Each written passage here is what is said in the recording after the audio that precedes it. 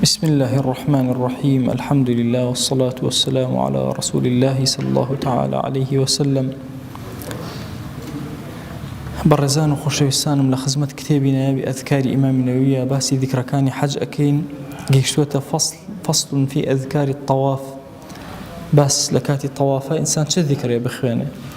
أفرمي السنة دوايا لكاتي السلام كردن لحجر أسودا لسرتاي طواف وكدس بيبكي إنسان بلي بسم الله والله أكبر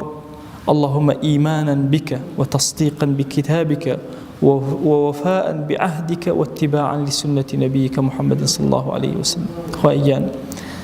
بسم الله بناويتو الله أكبر تو قورتين لدلي من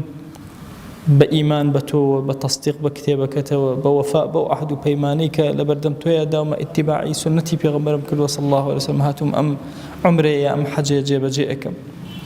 لكاتي وفي رمله لكاتي هروليا لبين الصفا ومروايا كاتب السريع أروى لسي الشوطاء هاوارك اللهم اجعله حجا مبرورا وذنبا مغفورا وسعيا مشكورا أما زياتر بالله أما دوباركاته. طبعا لكاتي طوافيا ولكاتي صفا ومرويا الرمل من هي ليروا تعبير دراوته كأمر رمل لما بس لا سيشوطكيك للراكدين أكالكاتي الصفا ومروة أكري باسي الطوافك أجبتك أم بابي طوافك إمام النبي باسيك لو أشواطانيك ببلا أروى لكاتي طوافا ألمانينا أم كلمات نبغي اللهم اجعله حجا مبرورا وذنبا مغفورا وسعيا مشكورا. لتشواركي ترى أفرمي للشوطة تشواركي تري طوافيا أوابلي اللهم اغفر لي وارحم واعف عما تعلم إنك أنت الأعز الأكرم. خوايجان داوالي أكم بقوري خوت اغفر وارحم رحم مغفرتي خوت ورحمتي خوت بسر ما ببارن واعف عما تعلم أو شتيك تو إيزاني يا إلهي لو هم جناهيك كردوما برزم كردو وتشيم كردو خوا لهم يببورا إنك أنت الأعز الأكرم عزيز ترين وكريم ترين هرتوي إن جابر بالله اللهم ومنهم من يقول ربنا آتنا في الدنيا حسنة وفي الآخرة حسنة وقنا عذاب النار. إمام طاوي آياتك هنا وفرمي طاوي آياتك بخيانة. إمام الشافعي فرميتي أحب ما يقال في الطواف أو كزوزر خوشويسترين لكاتي طواف بوتري ربنا آتنا في الدنيا حسنة وفي الآخرة حسنة وقنا عذاب النار. دعائك زور جامع ومانعة خويا حتشي حسنة دنيا بيم عطاك حتشي حسنة آخرة بيم عطاك لا أجري عذاب نار أجري عذاب أجر خويا جان وقنا ببارز. أم دعائك زور جورية وجوامع دعاء كان إن جاء لبين الطواف زور سنة هرشي أيوة لدين الدنيا دعابك أفرمي أجر كسيك هاد دعائك الجماعة بيكوبون وأمن جماعة فحسن أو باشترة. طبعا أنا لولاتي خمنا زور كما أجر كسيك شبيت عمره لوي أزاني أو أنيك لماليزيا ولو ولاتنا وين زور بالترتيبين إيش كان دعاءك وأنت آمين بشوين ياك رأيكوا بيه زور بمضبوطي بس دولاتي ما هركس خوي بو خوي أو أنا بلا إمام أفرمي أجر يكس يعني دعابك أو أنت آميني لقلب كان للبناي كعبية وبيك وطواف كان باشتر.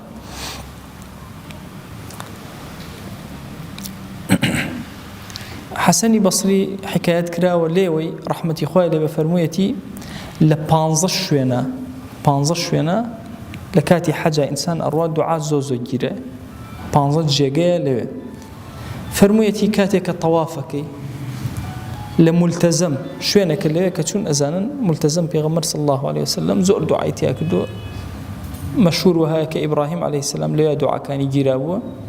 لو عينا وتحت الميزابي أقول لهم مدابين وتنباراني زور باري شوينك هي آوك للسرباني كعبو لو درجة أكيو تخوارو لجير أو ميزابا أو شوينك آوك لدرجة أو بلورة بابزين بزماني كردي خومن بلوري أو هبو جاران أباري لسربانا كانوا أأليا دعاء زور جيرا إنسان جيشتا أو أست دعابك وفي البيت لعامتي بيتا للاي زمزمة جيشتا لا آوي زمزم دعاء زور جيرا للصفا ومروة دعاء جيرا للسعي صفا ومروة كيتو أريد دعاء جراية لمقام إبراهيم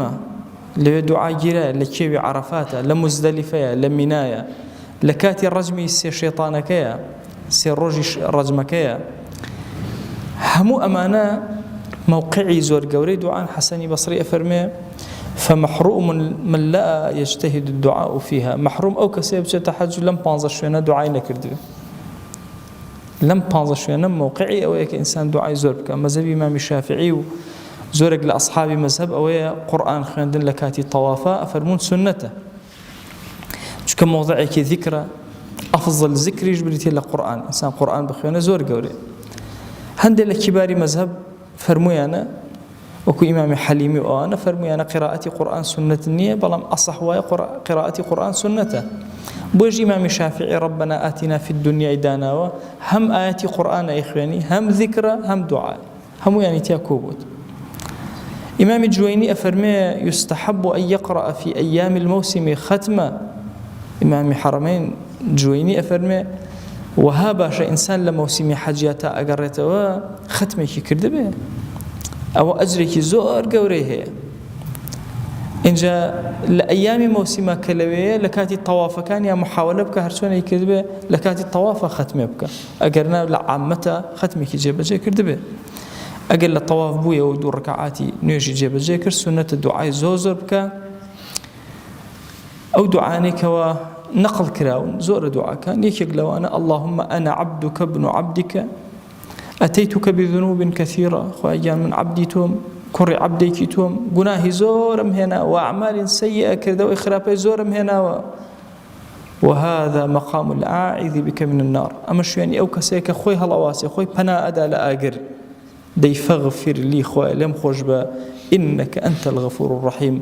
توهر غفوري توهر رحيمي تولي خوجبا يا ربي لم خوجبا